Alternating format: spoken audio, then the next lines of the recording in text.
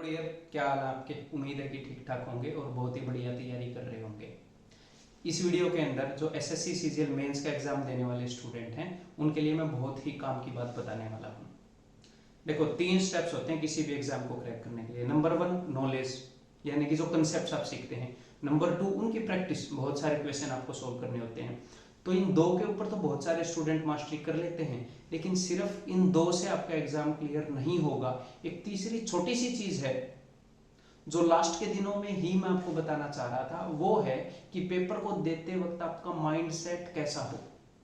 सबसे पहले मैं आपको प्रॉब्लम बता देता हूं कि उस माइंडसेट के कारण प्रॉब्लम क्या आती है।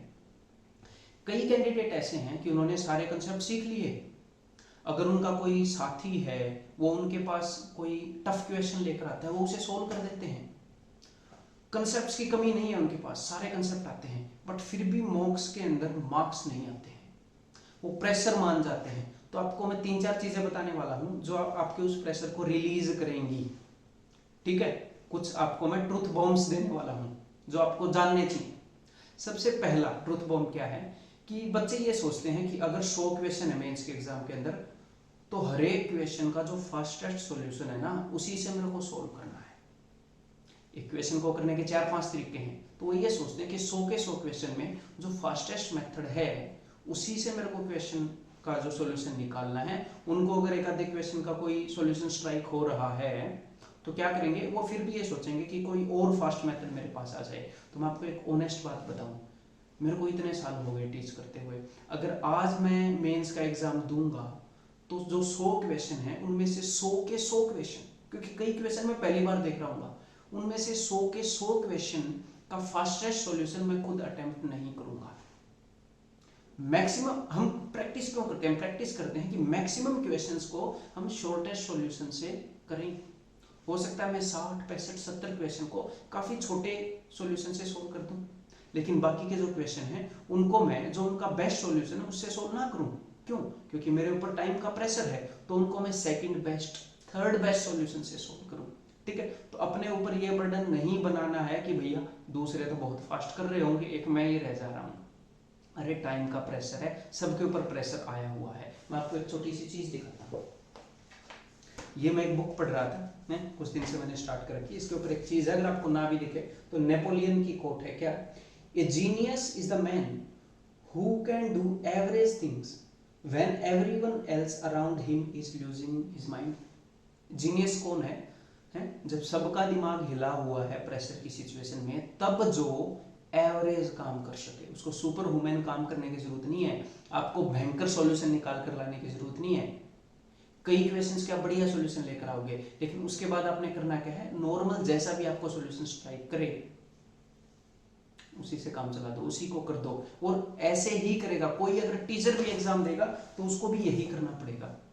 ठीक है, और कई बच्चों की क्या प्रॉब्लम होती है कि उन्होंने क्वेश्चन पढ़ा और उसके बाद वो ये चाहते हैं कि बस भाई सोल्व करना स्टार्ट कर दूं। क्वेश्चन इतने जल्दी पढ़ेंगे और उसको सोल्व करना स्टार्ट कर देंगे, तो भाई साहब पेन चलाने से सॉल्यूशन नहीं आएगा, दिमाग चलाने से सॉल्यूशन आएगा। तो कई बार हमें क्वेश्चन पढ़ के रेस्ट लेना पड़ता है कि क्या कह रहा है एग्जामिनर, स्टेटमेंट का क्या मतलब है, वो क्या कहना चाह रहा है। तो कई बार हमें सोचने में टाइम इन्वेस्ट करना पड़ता है।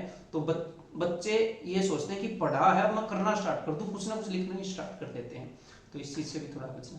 और अगली बात जो मैं आपको बताना चाह रहा था, हाँ, स्टूडेंट ये सोचते हैं कि हर एक क्वेश्चन को with in 30 second, with in 40 या 45 सेकेंड हमें करना है। अगर कोई क्वेश्चन उन्हें ऐसा लगता है कि भाई ये तो 1 मिनट से भी ज्यादा टाइम ले रहा है, तो वो क्या सोचते हैं, वो खुद के ऊपर डाउट करने लग जाते हैं कि इतना पढ़ लिया फिर भी इतना टाइम मैंने ले लिया है। तो भाई अगर मैं 120 मिनट के अंदर आपको 100 क्वेश्चन करने हैं, अगर मैं 120 मिनट की जगह आपको 115 मिनट भी दे दूं, 5 मिनट आपकी मेंस के अंदर खराब हो जाएंगी, तो भी हर एक क्वेश्चन के हिस्से में 1 मिनट 10 सेकंड आते हैं, हर एक क्वेश्चन के हिस्से में। तो इसका क्या मतलब है कि हर एक क्वेश्चन 1 मिनट 10 सेकंड में करना है? नहीं, कई क्वेश्चन ऐसे होंगे जो 20 सेकंड के होंगे, और कई क्वेश्चन ऐसे होंगे जो एक्चुअल में 1.5 मिनट के हैं। कोई भी उनको करेगा तो उनको 1.5 मिनट प्लस ही लगेगा, अगर पहली बार उनको देख रहा है तो आपने करना क्या है, अगर कोई ऐसा क्वेश्चन आ गया है जो आपको लग रहा है कि यार थोड़ा सा टाइम लेगा, तो खुद के ऊपर डाउट नहीं करना है। अगर वो 1.5 मिनट में में 2 मिनट, 2.5 मिनट, 3 मिनट के भी क्वेश्चन ऐसे होंगे। 3 मिनट के क्यों होंगे सर? उनकी कैलकुलेशन 3 मिनट की लंबी नहीं होगी। जब आप पहली बार उस क्वेश्चन को देख रहे हो तो उस कंसेप्ट को रियलाइज करने में आपको 3 मिनट लग जाएंगे, ठीक है। और ये ऑनेस्टली मेरे साथ कई क्वेश्चन ऐसे होते हैं कि मेंस का अगर मैं पेपर दूंगा मैं सारे सॉल्व कर दूंगा, बट फिर भी कई क्वेश्चन ऐसे होंगे जिनमें मैंने 5 मिनट लिख लिए, वो मैंने पहली बार देखा, उस कंसेप्ट को मैं रियलाइज नहीं कर पा रहा हूँ, ऐसा हो सकता है, नॉट ए बिग डील, ठीक है। तो इस चीज को बचाओ। और तीसरी बात क्या है कि बच्चे ये सोचते हैं कि भाई एक क्वेश्चन उनके सामने है, उसमें अपना बेस्ट देने की सोचेंगे, इस क्वेश्चन को जरूर टाइम एंड वर्क का क्वेश्चन, इसको रगड़ देता हूँ। आपको एक क्वेश्चन मैनेज नहीं करना, आपको पूरा एग्जाम मैनेज करना है। अगर एक क्वेश्चन में कभी कभी क्या होगा, आपका पैर फिसल भी जाएगा, आप एक क्वेश्चन के अंदर टाइम वेस्ट भी कर देंगे, वैसे तो हमें टाइम वेस्ट नहीं करना है, आप टाइम वेस्ट भी कर देंगे तो कोई दिक्कत नहीं है।